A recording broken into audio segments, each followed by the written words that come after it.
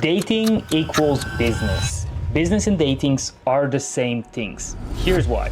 Getting a client is the same thing as getting a woman. From the client, you want money. From the woman, you want sex. You could say it's as shallow as it is, which for some people it is. For some people, it's more. From a woman, it's love. It's everything. It becomes their whole life. It becomes their purpose. It becomes a family. It becomes much more than just sex, right? For a job, it's not only just money. It becomes your title. When your grandparents ask you, what do? You are a taxi driver. You are a social media manager.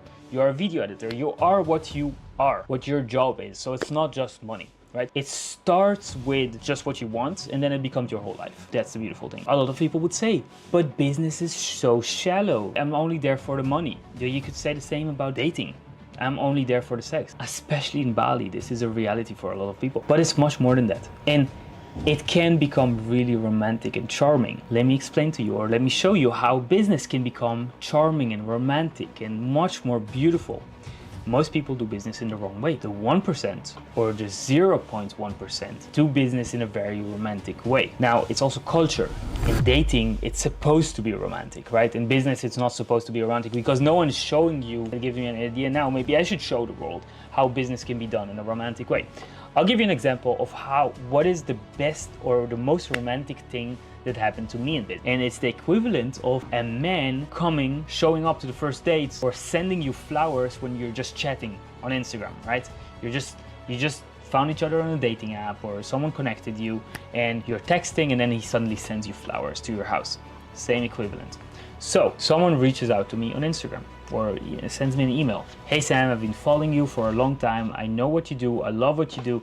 I want to work with you. We talk, right? We chat. He sends me, Sam, I work for one of your competitors, which for me is music to my ears because it's like, oh, I don't need to train you on how to work with me, right? I don't need to show you how to work with me. You already know the industry. You already know what my competitor really likes. I might probably like as well. Right? Same thing. And it's the same for women, right? It's like when a woman hears, I have never dated anyone, then she thinks, oh, I need to teach them how women work, what women like. I want flowers, I want this, why we're different. Oh, I already dated a few women before you. I know what they like. I've been only in long-term relationship, means I'm not toxic. Music to her ears. She knows that you know already what she likes or she hopes, right? Anyway.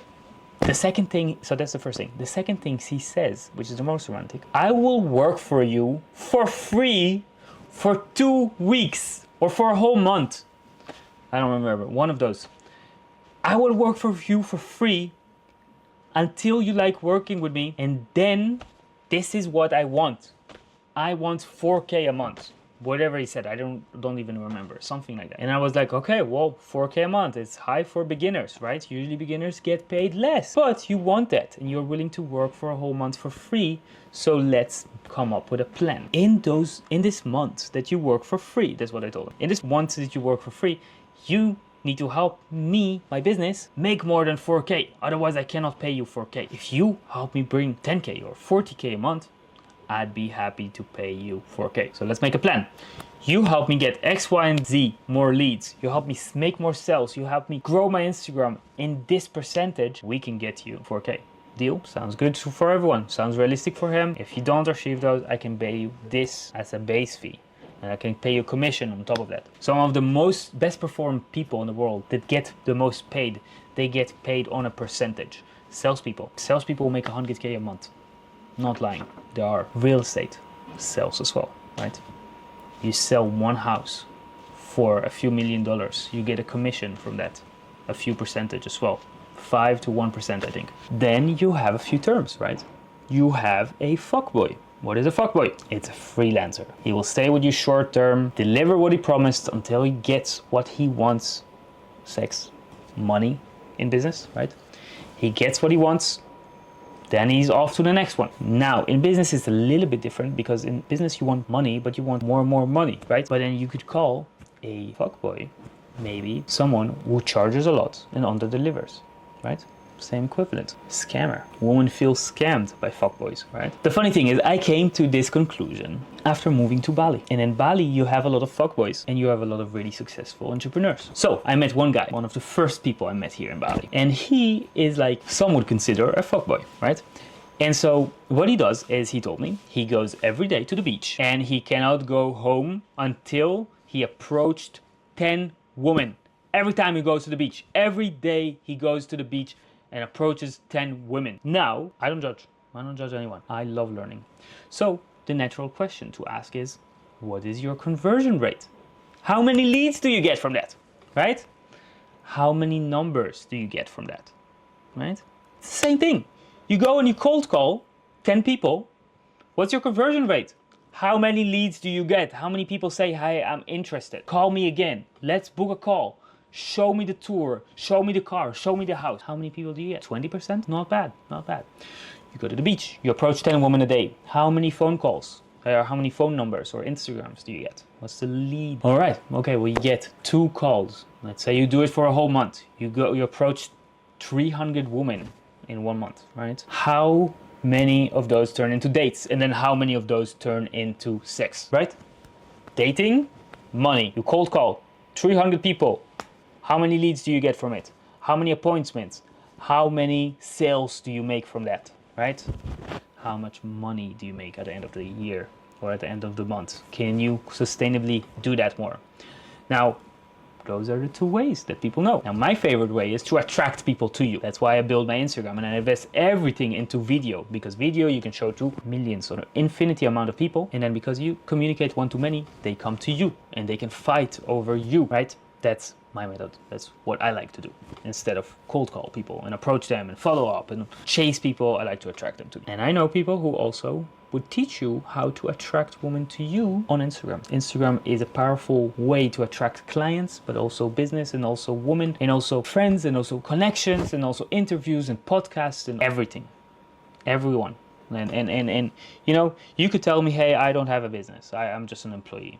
Right. If I were to work with you, to do business with you, if you were a salesperson, I had a salesperson. People would go and research this salesperson before they would hop on a call with him. I do it myself. I go and book a call with someone. I would go and research the guy's name, see if he has social media. If he has, I want to see what he's about. If I see he's just a fuckboy or manipulator, I'm not gonna want to hop on a call with him. We do this all the time. So also if you work at a company, or also if you're an employee and you want to get hired, so if you're a business, Instagram is for everyone. And people will already Google you and search your name before they do business with you or before they date you even. Girls would go and research your name to see if you're a bad person, if you're wanted by the FBI.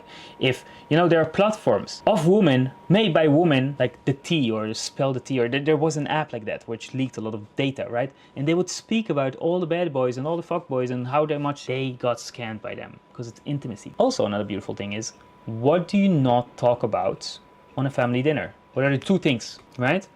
Money and sex. The 2 things, money and sex, are intimate things, vulnerable things that not everyone shares publicly, not everyone dares to talk about. That's why I love talking about those things. Because when I grew up and I didn't talk about sex and I didn't talk about money, it hurt me. And I didn't know how to deal with those things. I didn't know how to get more woman or sex and money. And so that's why I like talking about those things. And I like educating people, because once I started hanging around the 1%, they only talk about those things, money and sex. I bonded and got some of my best friends who are multi-millionaires, like some of the richest people. I connected with them talking about girls, about women. I asked them, what's your funnel for women, right? And they explained to, and it's mind-blowing. It was so beautiful. He explained to me, this is the first message I would send on Tinder. This is the second message. This is the third message. Then I would bring him to this restaurant. Then we would go to a three restaurants on the first date, because then they trust you more and they see you in different environments and they feel like they are more connected to you, and then you can bring them to bed easier, right? Rich people understand funnel, and it's exactly the same thing, a funnel, right? So what's the most important thing? One of my best ROIs lately was investing in my profile, in my Instagram profile, but also in my Tinder profile, because now I get much more matches and I can choose much more selectively who I want to date or who I don't want to date. And we are talking in this toxic phase now where Tinder is dominating the whole industry, and they are helping us make sure that we're just dating for fun, and you know, that's a whole topic. But I think it's a really interesting conversation. And so I made a lot of friends and I connected really well with a lot of friends because I was super open about money, vulnerable, open and vulnerable about money, sex, and everything. I came from humble beginnings. I've had my lowest lows, had no money, had no value to society. I woke up and I was like, why do I even live? I have no value to society. No one cares about me. No one cares if I live or die. I moved to a new country when I was really young and I lost all my friends because of that. And I didn't know the language, so all my confidence dropped down. Because of that, I made no money and no dating. I had no value to society, no value to women, and it's hard for women to understand it. I'll make more tutorials about it because I'm really passionate about it, and I really want everyone to have a better money life and dating life.